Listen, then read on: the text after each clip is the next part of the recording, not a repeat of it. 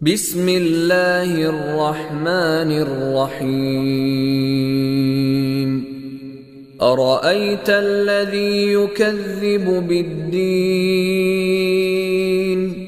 فذلك الذي يدع اليتيم ولا يحض على طعام المسكين فويل للمصلين الذين هم عن صلاتهم ساهون الذين هم يراءون